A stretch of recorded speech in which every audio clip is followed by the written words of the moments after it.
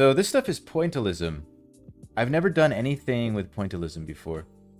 And I chose gouache for this because I don't think I could do pointillism in watercolor. And I really don't like using acrylic. So this is the way it has to be. These little tubes are $140. Oh my goodness. I didn't even check the receipt. I just gave him my card. Oh man. Liv is gonna be pissed. Oh wait. It's Taiwan dollars. It's okay. It's like $4. $4.50. This is Paul Signac. First of all, how to approach this? I think what I'm going to do first is a thumbnail with the kind of overall, the gestalt. So the overall colors. And then I think I'm going to do a zoomed in version where I try to copy the pointillism aspect of it. Let's do a little one here just to get the colors in. Kind of see the difference between how the eye perceives it when you're zoomed way out and how the eye perceives it when you're super up close. And as always, if any of you have anything you want to contribute, any insights, any observations, any thoughts, please do share those in chat because it makes it much better when everybody participates. Or, well, not everybody. I mean, when some of you participate. I don't think I'd be able to follow along chat if everybody watching was all talking. We could try, though. Nice framing of this hand against the dark of that back sleeve. Noticing off the bat that this is a secondary palette.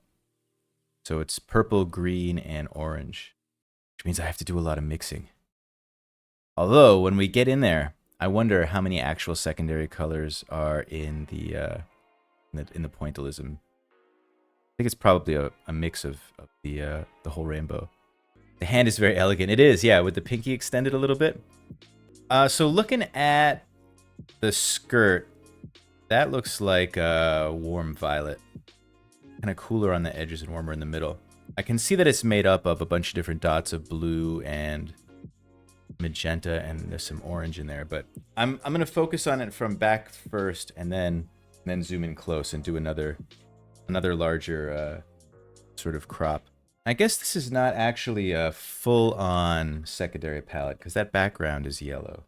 So the figure is all secondary. So Plumsing, what is it about the landscapes that you prefer? They're just so vibrant and luminous, and you kind of think of air and trees as airier and lighter than people and umbrellas. The effect of the landscape seeming to float in the picture.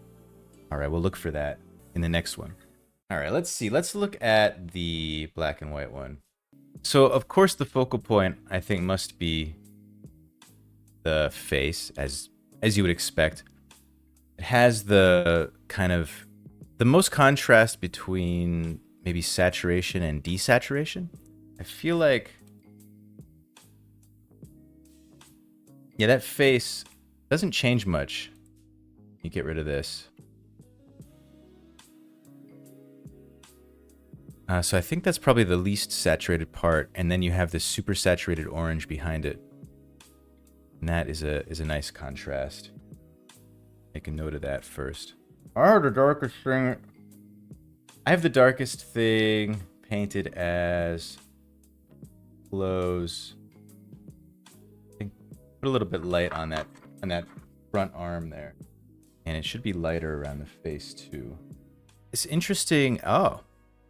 The purple seems to be tying things together. There's like purple in the hair, purple in the umbrella handle, and then purple in the skirt. And that makes a kind of interesting zigzag, and then it comes back up through here, through the flower in the back there.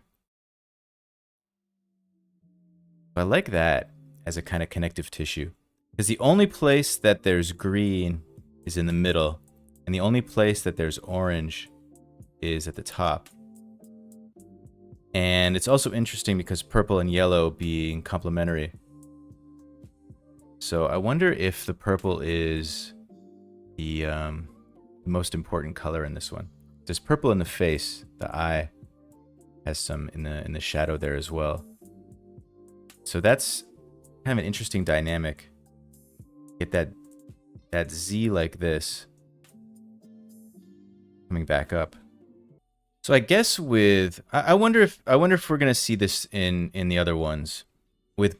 I wonder if with pointillism it's kind of like you establish your boundary of your shape and then you work within that boundary. At least in this one, there's not really any lost edges. Right, we have the only real hard edge I think is on the front of the face here. Every other edge is kind of soft, kind of hard, because it's that like fuzziness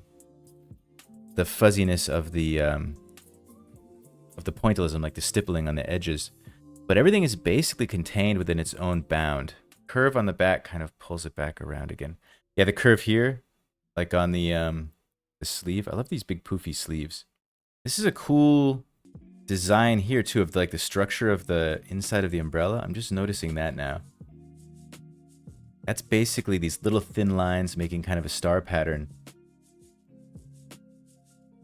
A lot of interest going on up in here.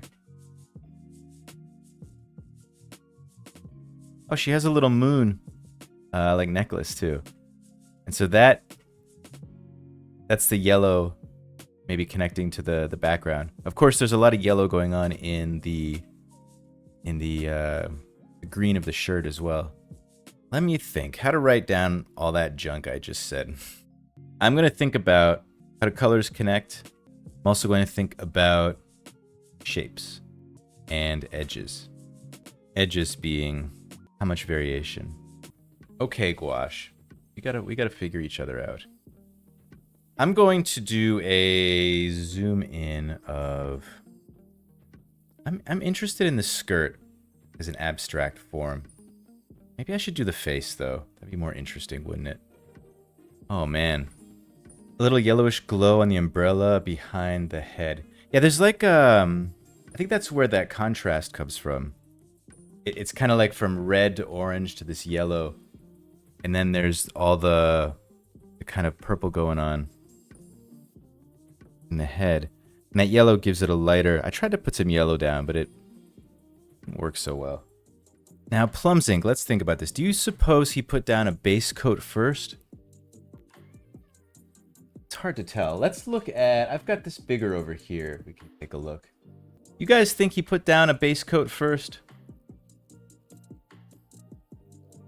And then kind of built on top of it? I wonder if there's this kind of... hard to say. Maybe a very faint, desaturated... Looks like it to you? You think so? It is hard to tell. Because this could be like the white of the canvas. I'm going to put down a really light, pale layer on there. Then build up on top of it. Over here, maybe not.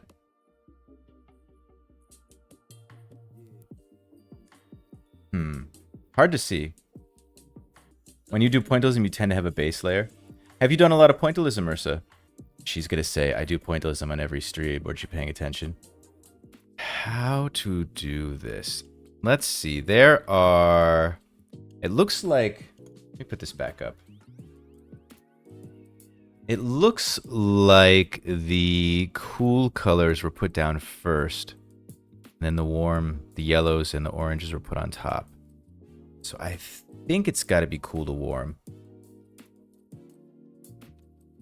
Put down that kind of bluish purple first. I think there's a light wash of this in the hair. It seems like this shadow color and the hair color are similar, not the same. The base color of the hair, at least. The hair has some orange dots on it as well. So I guess the trick is just building up the shadow areas and then going on top. Yeah, like I said before, this edge is a hard edge on the side of the face. It's the only hard edge that I noticed earlier when we were looking at the big piece. When I had my reference zoomed out, I mean. Looks like there's actually some proper underpainting here too with the eye. It's a tricky one to approach. There's the underpainting, there's like a blue dot, there's an orange dot, and a yellow dot. You guys see any more dots? You suppose aside from that underpainting, is it 3 colors? Like orange, there's a yellow, and there's like the blue. There's purple, I guess a little bit in here. It kind of looks purplish when you step back. Kind of the overall. Bits of dark green. Dark green. And the nose. Maybe like that one dot there. Yeah, maybe a couple down there. I feel like maybe there was a little more underpainting than I did. I'm not sure. I think I should abandon this. It's not serving me like I want it to. But I want to write a few things down. I want to think about how these colors interact. There's 2 warms and 2 cools maybe. But I do think the cools are laid down first with the warms on top. I think maybe it would have been better just to isolate the eye or something and do that. I think this whole face here is not working out at this scale. I'm just gonna put a few yellow dots on here just to say I did, and then we can move on. And yeah, you're right about the mud, Ursa. There's yellow zone. And it's just like regular painting. It's just like regular painting, but with dots. Got the lightest, you know, the light's hitting here, moving around. It's about the accumulation. It's gonna take me the entire stream to stipple this face up, and I don't really like how it's going so far. So we're gonna move on. So I guess this is like the muka, the primary and the secondary focal point. The face being the primary one, and the hand being the secondary one. But I think the big takeaway for me is that very interesting use of the purple as this making this kind of pattern.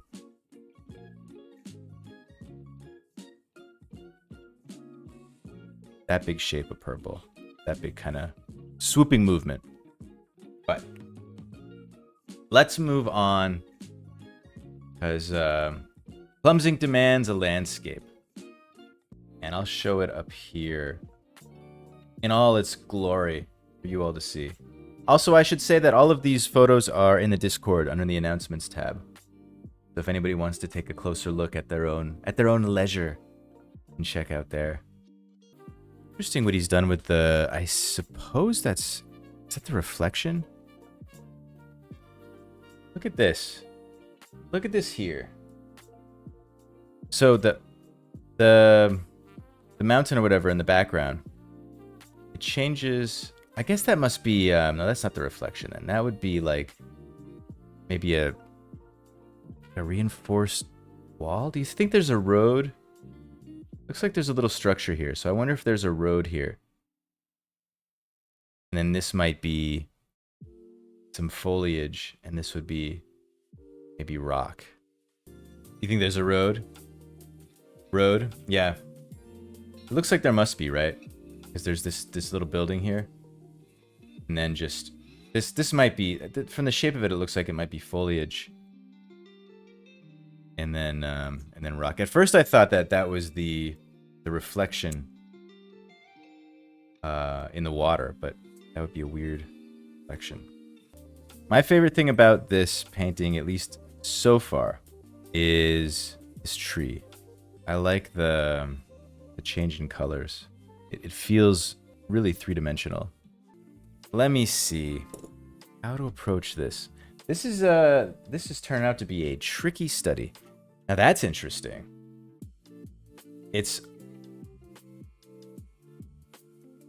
There's sort of 3 big areas of dark. Everything else is light.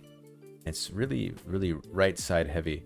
Top right with the tree, the bottom right with the shrubbery, and then on the left there's the little wispy bits.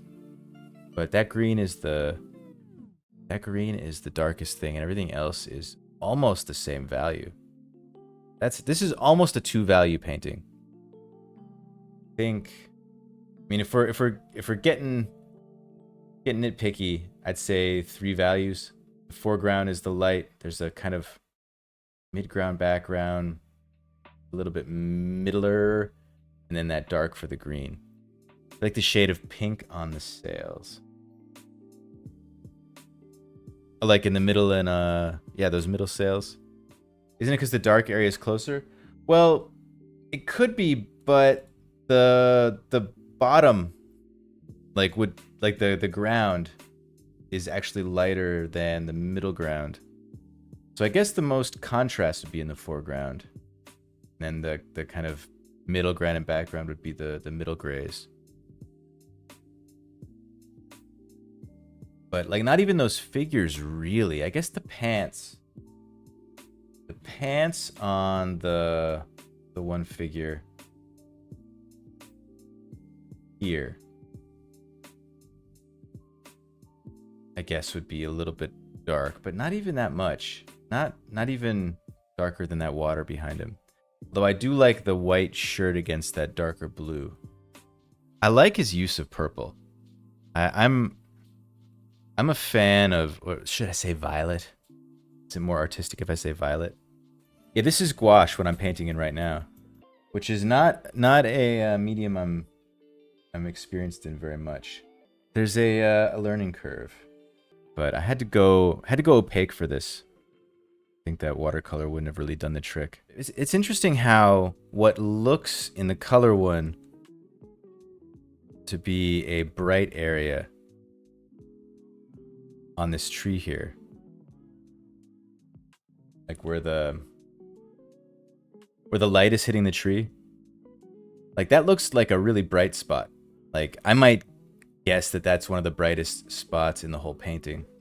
But then we do this and it's actually one of the darkest spots in the whole painting. It's so interesting how when you put that up against the other darks, how it pops. Like there's the darkest dark in the whole piece is probably right behind what looks to be this bright area. And everything else, like even this mountain in the background, this red mountain, to my eye it looks darker, but it's actually almost the same. I guess that's just the color doing its thing. Yeah, I'm not gonna do dots on this one, at least not fully. I'm thinking about the overall. I tried to mimic the the pointillism on this face, and it's turning ghastly and unpleasant. So I think I need to refine my focus for this study into the overall gestalt, the overall use of color.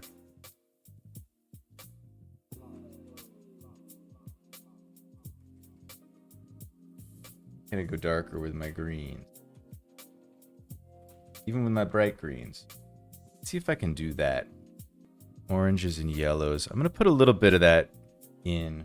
Yeah, it's always in these studies. It's always like a question too: how faithful are these reproductions? I try to get the ones that hear the best, in my eye. But who knows? Having not seen the originals, who knows how close these are. All right, I want to think a little bit. I'm gonna make some lists because I do need to think about how the stippling plays in to the colors, at least how they appear. So let's look at this here. I'm gonna look at this tree, at this part, and I'm gonna write down what its constituents are. So the base coat, I guess, just must be a pale green. Looks like this might be the base coat. Kind of shows up all throughout. Pale green base. least to me, to my eye, that's what it looks like. I wonder if he worked like one color at a time, or if he moved back and forth. You doubt there's a solid base layer? Because it seemed like when we looked at this one, it seemed like there was a solid base layer too. Ursa was saying when she does pointillism, she puts down a base layer and then stipples on top. There doesn't look like there's a lot of canvas showing through here, or any canvas showing through here. I imagine he must have put down some kind of a base, but you don't think that's the case? Plus, they put a block layer in as well. I feel like they had to, right? Like he had to block in just the rough shape and then start putting dots on top. You think he's just layered dots and dots and dots? It doesn't look like there's that. Well, I don't know. It's hard to see because I feel like there would be gaps where we would see the white. I mean, maybe, I don't know. Do you suppose he went in with this like purple and just dotted everything and then started building this on top? I wonder if we could scrape away these top layers, what we would see. If you layered enough. That would take, I feel like that would take ages. But I guess, you know, artists would spend years on certain paintings, so I'll add a question mark to my note, pale green base. But the other constituents of this tree, in the light side, there are a few greens, and then there's orange and a little bit of yellow.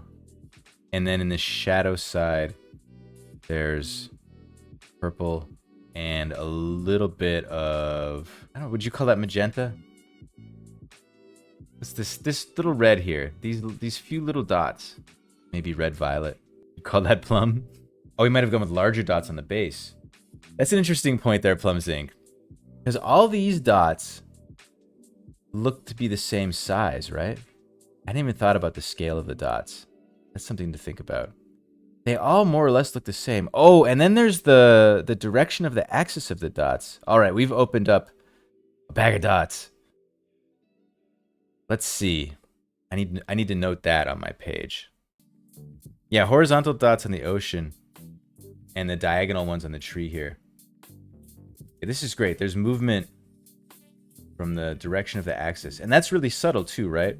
Because they're not circles, they're ovals, but they're not. That is really interesting. Okay, good. I'm glad we stumbled on that.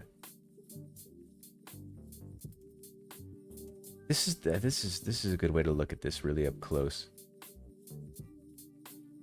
Yeah, so the tree has diagonal dots.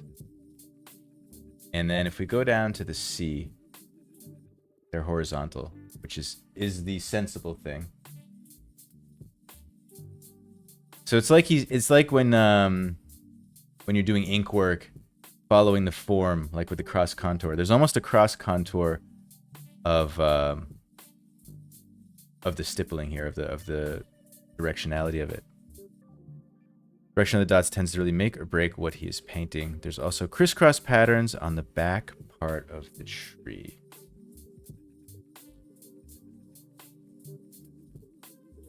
Oh yeah, back here, right? Gives it kind of a movement. It almost feels like the wind is moving through. I wonder if this is some of that airy feel that Plum Zinc was talking about. I wonder if some of it comes from that kind of movement, right? Because these are all going this way. And then we get this kind of switching over. There's not a lot of variation in the color for the sea. Just kind of light blue and dark blue. Although not even really light and dark necessarily, because if we go back to the value study, I guess it's a little bit darker in the bottom left there. Just light and dark blue. So it seems like writing this down is more efficient than dotting it down. The edges between the tree and the sky are so awesome. So it looks like on this edge, the left edge, or maybe the bright edge, it's more hard. And then back here, we get that kind of white of the sky coming into the tree form more, and that gives it more of a soft edge. So I guess the soft edge is achieved through the mingling of the foreground and the background dots. At least foreground and background in this case could be the adjacent dots.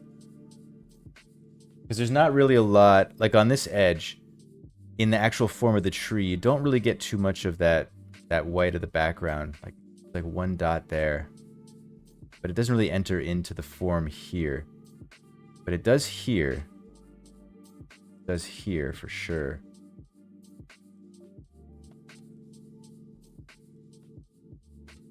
Think of the dot movement a little like the movement or feel that comes from the directions of hatching or cross-hatching. Yeah, he's like kind of... Yeah, using it for cross contour, right? I'm going to put that down. Next to directionality. Cross contour. Now, it's interesting coming into this, like, my unthinking assumption was, it's all just dots. Just kind of haphazardly placed dots. But of course, the more you dig into these, the more you see how absolutely considered every decision would be. Like, of course the directionality of the dots is important, right? But if I were to have sat down and tried to make a pointillism painting, you know, if I had tried to do that portrait from the first one without looking too closely, I wouldn't have thought of that. Back here, let's look at the directionality of these. These kind of... These are more circular, but it does look like they're kind of following that contour. And it's more subtle, but I think it's there. And maybe it's more subtle because this is a softer form. Definitely here.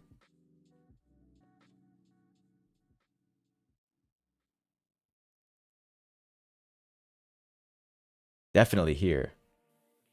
The direction of that fabric. So usually when I do these artist studies, the following stream, I try to do a piece in the style of the artist that I study. So I guess it's going to be attempting this in some other piece. I guess the size of the dots are consistent within the face, but then the dots on the umbrella look bigger. Yeah, there's kind of a Van Gogh. You're right, like this bit here, right? Kind of going around the shape of the face, kind of mimicking that, giving it almost a halo, right? Yeah, there's a halo effect. These dots... I feel like within the same thing, they're roughly consistent. And maybe these are all... Maybe all the objects, the dots are roughly consistent. And then the face has smaller ones. The shirt, maybe there's more of the canvas showing through. I wonder if there was no base coat here. Kind of see these little white bits going through. And that kind of makes me think that there must be base coat. I don't know. Is that canvas? Could that be? That looks like here there's canvas. I chose these 4 paintings because they're the only 4 paintings he did in his whole career. Each one took 10 years. The color work on the umbrella stick is so attractive. It has a light and a dark edge. It's really subtle. I wonder if that dark edge is more of a product of this shadow. I feel like looking at this up close, this is the kind of thing that the ignorant eye would say, "Oh, my 5-year-old could paint that." I'm getting that, but it's actually like you say, Plumsic. It's attractive. It's well done, especially when you look back. Step back here. Look at this transition between light and shadow. So the orange from here still moves in. It doesn't look like a big demarcation at all, but when you look back, it's pretty stark.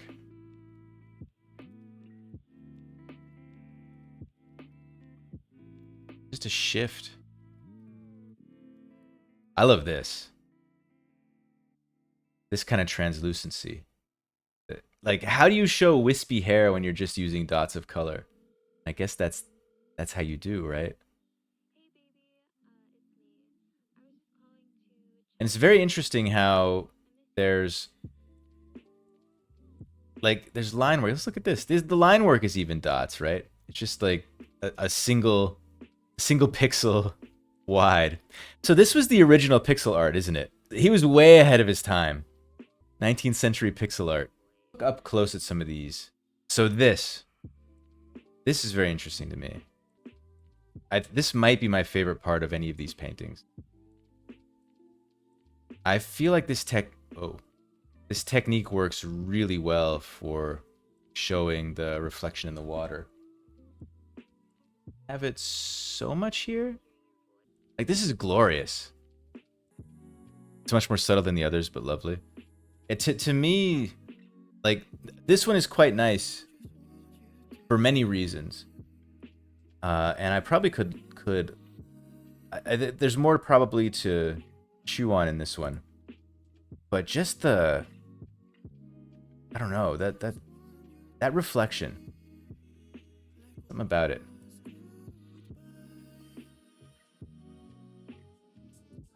I think at first glance this is my favorite one as well. But I think upon closer inspection, it might be this one. Looks like the horizon is about at the halfway mark. And this big swoop. I love this big swoop. I don't know if it's important, but it looks like this space between, in the top left, the space between the top of the mountain and the top of the canvas looks to be roughly the same size as from the top of the sand here to the bottom of the canvas in the bottom right. So I don't know. Just an interesting thing to note. Looks like there's a little structure here on the horizon. Look at that. Let's see. Might be hard to see in the little thumbnail. Right here. Oh, that's a boat. Really subtle. That's kind of funny. Probably pretty necessary for the composition, even though you don't really notice it too much. I think having the light point here, like the gradation, the dark to the light, probably for balance, because this color and this color, the color around the boat, look to be about the same. And so, see, this shape upside down and flipped, kind of like this shape, only this one is bigger. Maybe that's important for the weight, having this shape a little bit bigger than this shape, just to keep it balanced, because there's this is heavier, there's so much more going on, and so making it a little bit smaller than that probably helps, because it doesn't feel like an unbalanced composition. And it feels pretty placid, even though it's kind of dynamic. Having that horizon line right in the center helps with that lucidity. Oh, do we have a scale dots here? Maybe more so than the other piece. The other pieces. It looks like the dots, at least in the shadow, look smaller. The shadow shape, and the dots in the light side and the reflection look bigger. Looks like they're mostly horizontal here in the water, and then these ones, yeah, follow the directionality of the form, I guess. And now here, is this still pointillism? I guess it is. There's a distinction. And yeah, Kay, I think you can see some of that reflection of the oil painting. Like the reflection of the material. A little bit of a shiny bit. Maybe affecting, like you were saying earlier. Like this. Is this still pointillism? It's much softer here. It's much more homogeneous than the other forms. We've got like the blue shadow with the orange dots on top of it. I guess the orange is meant to represent the local color, the rocks, and then the blue is for the color of the shadow, the reflection of the sea maybe up into that shadow. You haven't seen this painter before? Interesting way to paint stippling with color. Yeah, the pointillism. I've always been fascinated by pointillism, but I've never taken this close of a look at it before. I've never really attempted it either. There's some green here in the water. It's interesting because there's, oops. This zoom. Yeah. That green in the water, I wonder if that green is supposed to tie in with the trees or the scrub or whatever up here. That rock looks like a slice of blueberry pie. This one down here, it kind of does, doesn't it? So in this one, we've got blue and kind of purplish blue, green and orange. Then there's this kind of light orange, white, sandy color. This is broken up a little bit more. These in the middle. Not too much contrast in this. I guess this is what would be called a low-key scheme. A little bit of contrast in the pie and in the foliage here. A bit on top. And he does these gradients. Wonder how hard it is to do a gradient in stippling. Ursa, how hard is it to do a gradient in stippling? In color stippling, rather. Black and white stippling, it's actually pretty easy. When you're doing the color shift and the value shift, I imagine that would be a tricky thing.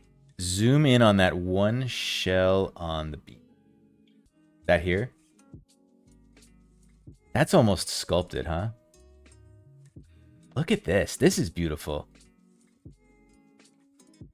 The edges of the stippling. Now this is something I didn't notice looking up close at the other parts.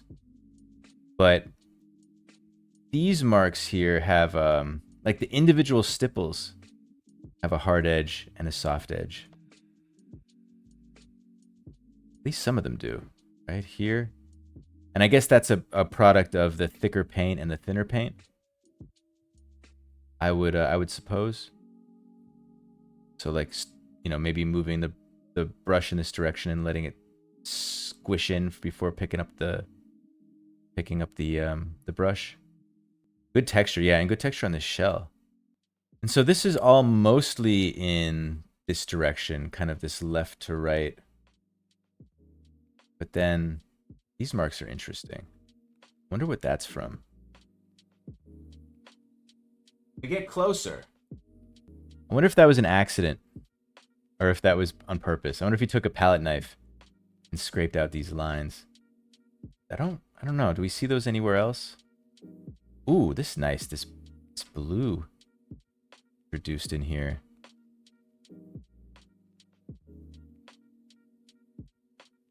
Not really.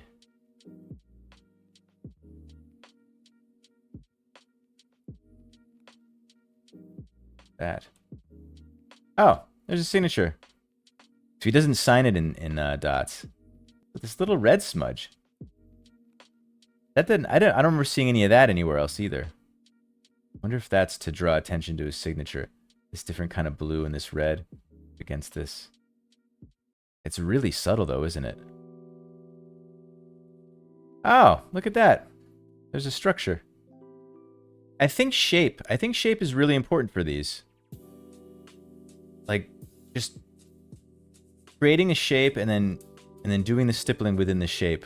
I don't know. I guess for me that would be very helpful in trying to wrap my head around it, because you could break it up into its sort of constituent parts, deal with each part, you know, keeping in mind the whole, but dealing with each section, and then maybe doing some of that back and forth like we saw in the tree in the other one to get the soft edge. It feels like there's just movement here in this reflection, right? You can feel like the light like glistening off of the glinting, reflecting in a moving way, not emotionally but visually. I guess emotionally too, off of the light here. There's I don't know, there's a liveliness to this style of painting, right? I zoom in on the greenery. Do it. But he uses a lot of orange in his greens. That's a nice combination. Not too much of the introducing of the sky into the greenery here. That edge is staying a little bit harder. I don't know. Copying has turned into it was a big mistake, I think, trying to directly copy his. But the principles, I'm gonna try to take the principles from all of these and combine them. What do you think of this greenery, Plums Inc? Like this, put in a little bit of pink or red in that shadow as a complement to the green. That's kind of nice. That green a little punchier. It's often a good idea to do that in flesh tone. Like put just a little bit of green in there to make the red feel more alive. He's using different colors to make them pop against each other. We'll put juxtaposition in here to be artistic. The movement gives it a liveliness. Maybe, I don't know, maybe vividness is a good word. The orange rusty color represents the desert flowers. Oh, interesting, on the cacti. Yeah. I like the mingling. I mean, I guess pointillism, and I might be misremembering, but if I'm remembering correctly, there was kind of almost a scientific discovery going on as the pointillists did their thing, learning about like the science of perception, and I think probably they helped color theory advance as well. So this is an interesting study, because going in like with the group of 7, for example, painting the little or even with Eidolon Radon, painting the little thumbnails and working it out worked really well. And for Signac, zooming in up close and just looking and writing things down seems to be the more effective way of approaching it. And that's something about doing artist studies that I've noticed, is that being flexible with the approach is important, because what you think you're going to do doesn't always end up being what you do. I mean, this is mostly just a mess.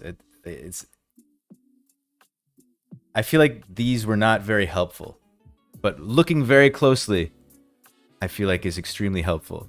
I learned much more just looking and saying what I see out loud than by doing the copying, which is interesting because it's not been the case for the other ones we've done. Complementary colors to bring out the vividness of one of the colors. Yeah, I think that's a good point there, and I think see what it looks like. Not just as an abstract shape, not copying anything in particular. Some green down here. You like looking at all the little details to see how the pieces are done. Yeah. It's fun, right? Like getting in there. I'm gonna put a few orange in here, and then I'm gonna go in with some red on the underside and see if that makes it pop. Red and the purple. I feel like he does this a fair amount. Maybe I'll go back and do a little more green on there too. Should have done a base coat. I guess I can just layer. I feel like there's so many ways to dig into this. As with everybody that we've looked at, it's far more complex when you dig in a little deeper to it. And that's one of the most exciting things about art is there's an infinite complexity to it. There's so many things to consider. And I don't know. I find it stimulating and inspiring. Kind of working at disadvantage because the original is done in a very thick, opaque medium. Yeah, that's why I went with gouache, because it's the only opaque medium that I have. But I still feel like there's plenty to be learned, even if the medium isn't the same. Because we've done, the group of 7 or the Eidolon Radon, right, was not the same medium, but things were learned. And I feel like, at least for me, I don't know about you guys, I've learned quite a bit this today. You prefer Posca markers for your dots? I only have white Posca markers, and they've never worked. I no longer I don't no longer go to those Poscas. I would like to someday make them work for me. All right, there's one more we can look at really quickly. This one has a very obvious breakdown, the foreground and the background. What's this here? It's basically this purple for the foreground, and then the background yellow and green, I suppose. I mean, not the sky. Maybe this is better called midground. Foreground and midground. I guess the house would be background and the sky. I like that this figure has a little bit of this sort of reddish orange kind of differentiating. And I guess they continue, yeah, some of that color up through here. So here also it doesn't look like there was a base coat laid down. I feel like I see a lot of the canvas showing through here. Although here not as much. It looks more opaque here and more translucent in the foreground, which is an interesting thing. Little reddish dots in the trees. An orange and yellow and green here. Over here. Here's got a green bag. They've all got green bags. Or green pitchers, maybe? Vases? I guess they're coming to this fountain to fill up. I like how simple the shapes the figures are, and yet they're very solid. I feel like they read very well. Lovely transition from the yellow behind the trees to the yellow foreground. The yellow above the two ladies. This here, like these yellows and then this yellow's here. It is a nice connection. He does a lot with the yellow and purple. I feel like his maybe his color tropes. He pairs a lot of yellow and purple and green and orange. That seems to be the dominant kind of color motifs. Yellow, purple, and green, orange. With, of course, flecks of other things put in there to make them pop. Yellow, purple, and green, orange. These seem to be the dominant color pairings. And not a lot of contrast. So he does a lot of low key. I'll write that down as well. There's very little contrast, and the darkest thing in this one is that foliage in the top right. Everything else is really similar. One swath of gray kind of across the middle, lighter swath kind of the bottom, like the right below the center line. I guess his horizon in this one is going through the middle as well. Looks almost ghostly in grayscale. Yeah, all of these in grayscale. There's not a lot. This one has the most contrast of all. I wonder if that's just a result of his approach to portrait versus landscape. I guess this one has contrast. I forgot about this. We did this, it was such a long time ago. This one, and this one, not a lot.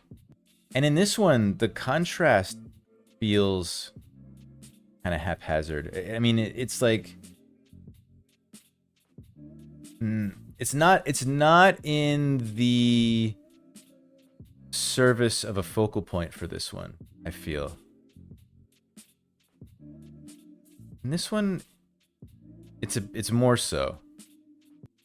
I think he uses color and maybe movement as much more of a tool than he does value. I'm gonna say that color and movement are more important than value. His works. These are a lot of fun to look at. Really difficult to copy. Really fun to look at and talk about. I think in my my study sheet here, the writing is the more important part. Yeah, thank you for choosing this artist, Plumsink. Very exciting. Always exciting to look at new artists.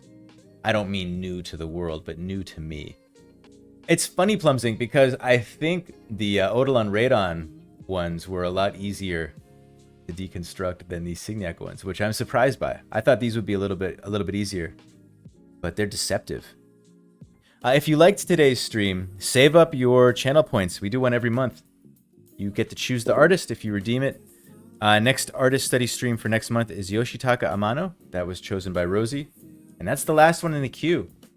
So, if there's an artist you wanna study, you redeem those. I'll be back on Friday, 10 a.m. Taiwan time. That is Thursday, 10 p.m. Eastern if you are in the U.S. And take care, everybody.